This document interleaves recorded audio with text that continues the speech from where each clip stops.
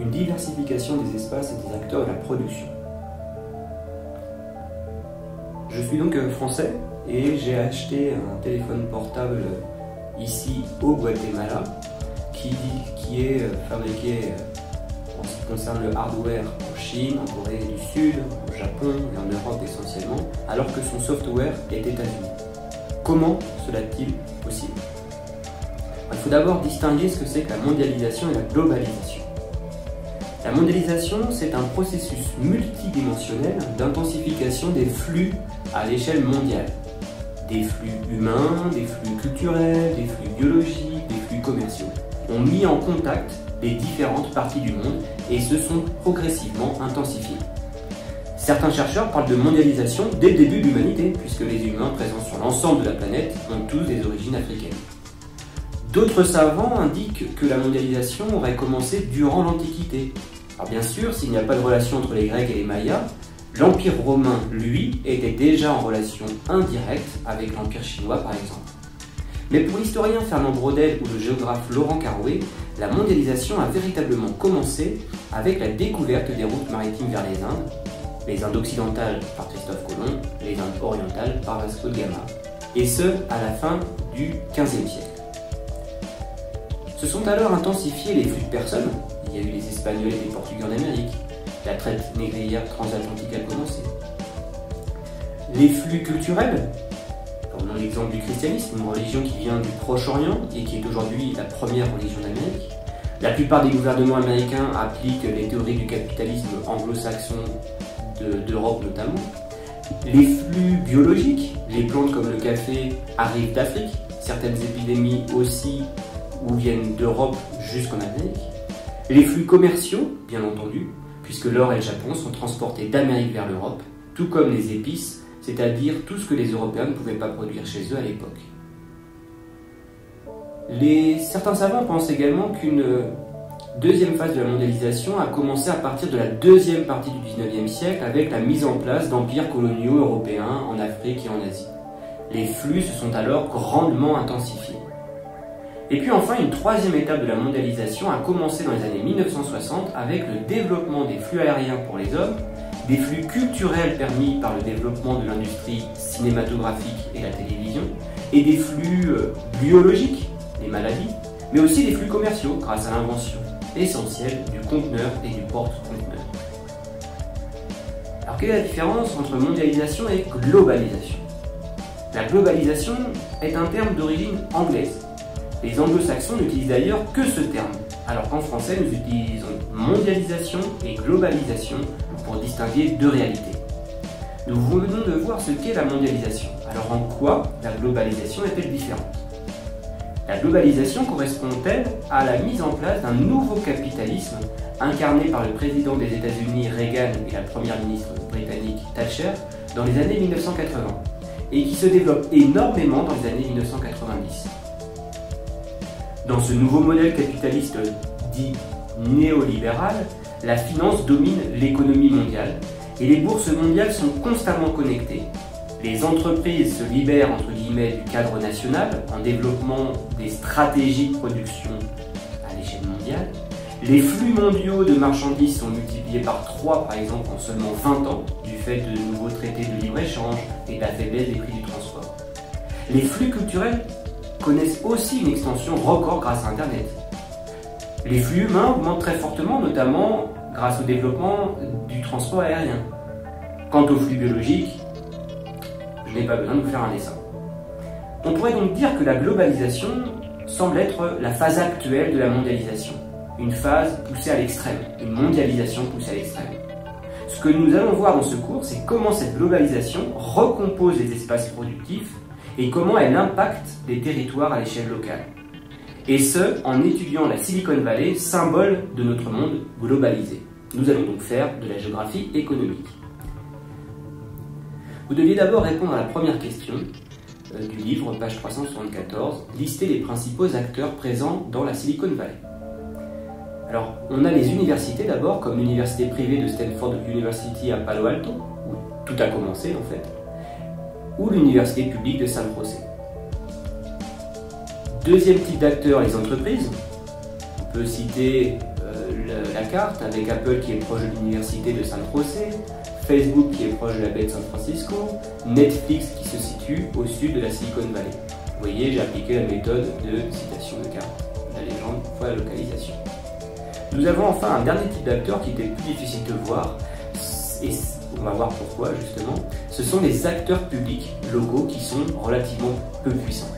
On ne voit ici leur existence que par les limites de chaque comté. Alors, un petit point géographique. La Silicon Valley, en effet, c'est un espace productif qui ne correspond à aucun découpage administratif. Située au sud de San Francisco, la Silicon Valley est un espace d'environ 200 km² qui s'étend sur les comtés de Santa Clara, San Mateo, d'Alameda et de Santa Cruz. Maintenant, passons à l'histoire. Ce sont les Espagnols qui ont fondé le premier établissement de cette région en 1777, région dont le développement démographique et économique commence véritablement dans les années 1950, sous l'influence conjuguée des acteurs privés et publics, notamment les acteurs militaires. C'est en effet l'époque de la guerre froide, et l'innovation joue alors un rôle essentiel dans cette troisième guerre mondiale. Il s'agit d'une véritable course au progrès scientifique qui est lancée entre les deux camps. En 1947, quand Truman prononce son célèbre discours devant le Congrès, le transistor est inventé. En 1961, quand Gagarin est envoyé dans l'espace, la première puce électronique vient d'être créée aux États-Unis. 10 ans plus tard, c'est au tour du premier microprocesseur, puis du premier ordinateur personnel en 1976, qui vient d'être inventé par une marque bien connue, Apple. C'est à cette époque aussi qu'est développé par le Pentagone l'ARPANET, c'est-à-dire l'ancêtre d'Internet. Ceci illustre parfaitement le fait que souvent, les innovations militaires débouchent sur des applications civiles. Le Pentagone a donc investi des milliards de dollars dans plusieurs sites de recherche à travers les États-Unis, et notamment dans la Silicon Valley, dont le nom de vallée du silicone est lié aux composants électroniques nécessaires à l'informatique. Le complexe militaro-industriel a donc joué un rôle moteur dans l'émergence de cette économie de l'innovation californienne, mais l'université de Stanford, qui est une université privée, aussi. En effet, Stanford fut l'une des premières universités technologiques du pays. Et son modèle est fondé sur l'essaimage, c'est-à-dire la création de petites entreprises innovantes par des étudiants, des professeurs, des chercheurs ou des ingénieurs issus de ces rangs.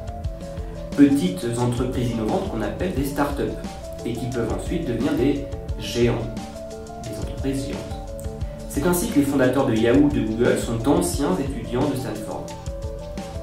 Cette technique de l'essaimage, cette pratique de l'essaimage est un processus qui s'est diffusé ailleurs et dans l'ensemble de la Silicon Valley. Un mathématicien d'entreprise privée Xerox a ainsi quitté l'entreprise en 1982 pour fonder une petite start-up devenue une entreprise mondialement connue sous le nom d'Adobe. La Silicon Valley est donc un espace productif qui concentre géographiquement des emplois hautement qualifiés et des entreprises spécialisées dans les domaines des composants électroniques, vous connaissez la marque HP, l'informatique, avec Apple par exemple, ou le web comme Facebook. La Silicon Valley est devenue un symbole de notre monde mondialisé depuis les années 1980-1990. Aujourd'hui, on trouve dans la Silicon Valley 3 des 5 GAFAM. Google, Apple et Facebook. Ces entreprises ont donc été des startups au départ et sont devenues des firmes transnationales et non multinationales. Bien entendu, les firmes de la Silicon Valley sont intégrées dans la mondialisation, comme l'illustre le poids de l'étranger dans leur chiffre d'affaires.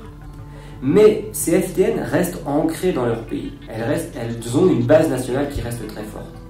Ainsi, 61% des actifs d'Apple, c'est-à-dire son patrimoine financier ou non financier, restent aux États-Unis. Question numéro 2. Pourquoi peut-on parler d'une nouvelle géographie du travail? Sous-entendu ici à l'échelle locale.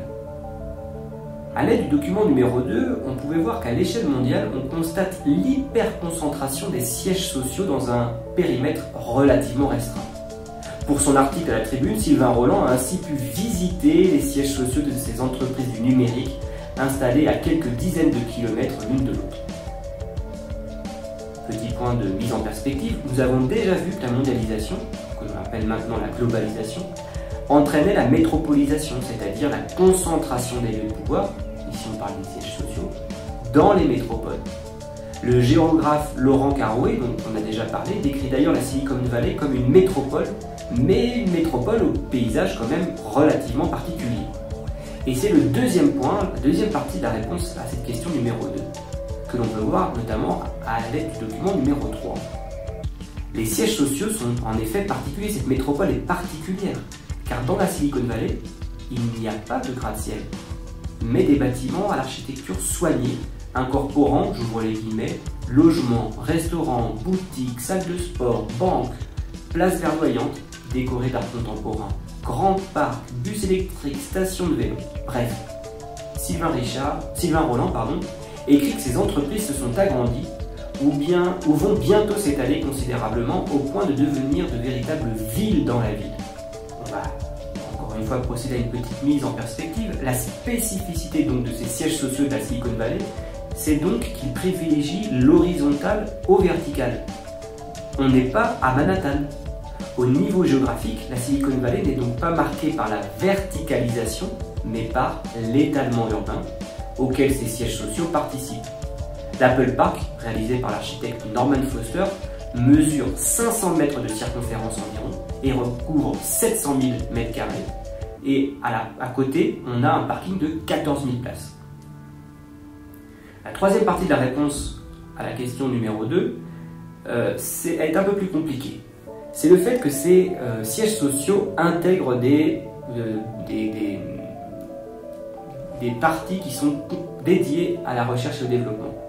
C'est un peu plus difficile à voir. Il y avait une citation qui disait la chose suivante: il s'agit d'attirer les meilleurs talents et de préserver les troupes des assos, des startups et des autres grandes entreprises tech, selon le quotidien La Tribune du 26 juin 2017.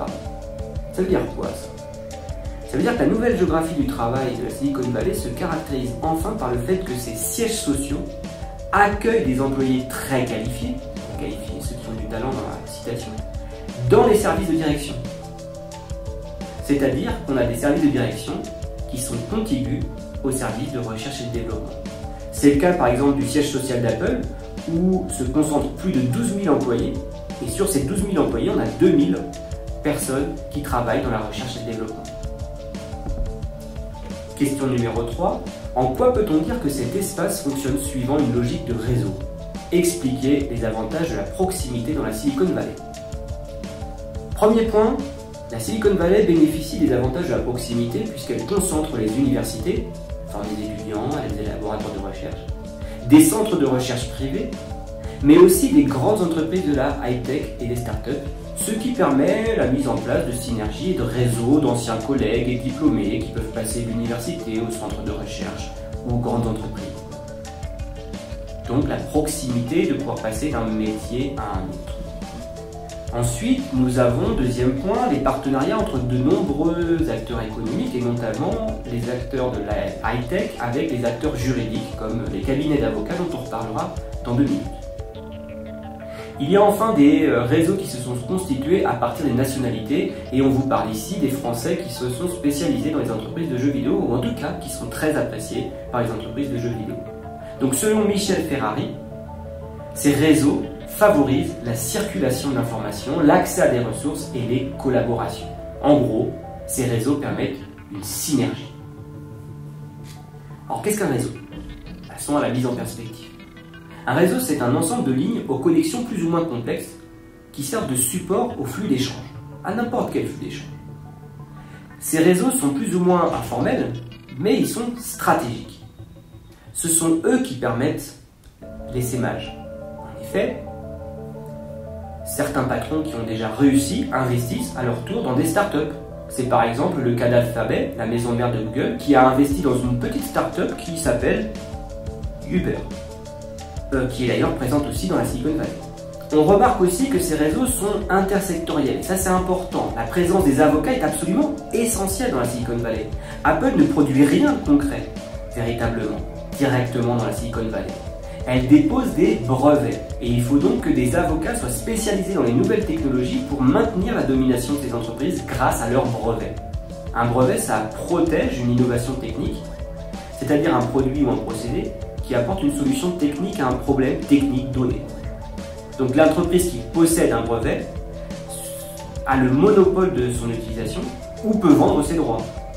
Et si notre entreprise utilise l'innovation sans en avoir le brevet et sans en avoir l'autorisation, elle peut perdre un procès devant les tribunaux.